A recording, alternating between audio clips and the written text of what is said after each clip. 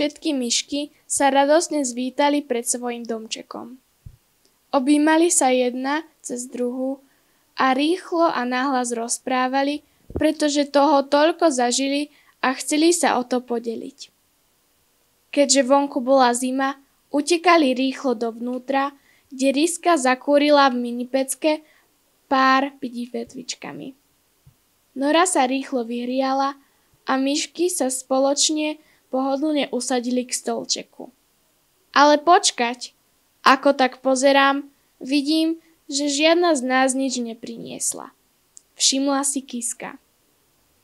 Mali všetky takú radosť, že sa v zdraví zišli, že si na svoje úlohy dlhú chvíľu ani nespomenuli. To je nešťastie. Budeme mať vôbec zajtra Vianoce, keď nemáme stromček, ozdôbky, ani koláčiky a dobrôdky na slávnostnú večeru. Pýtala sa smutne Hryska. Všetky tri boli naozaj smutné. Chvíľku potichučky sedeli s pohľadmi sklopenými na svoje labky. Potom sa ale ozvala Rizka. Viete čo? Všetky sme zažili veľké dobrodružstvo. Nevadí, že sme sa navrátili na prázdno.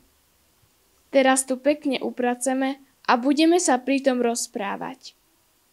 Zajtra budeme síce bez stromčeka, ale aj tak to bude pekné a dôležité je, že sme všetky zasa spolu v našom domčeku.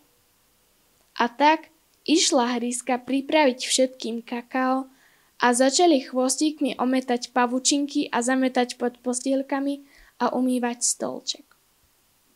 Hryska rozprávala o žabiakovi Emilovi, Rizka o psovi pána poľovníka a líštičkách, Kiska zasa o ctihodnom Antonovi Chrobákovi a krásnom koráliku.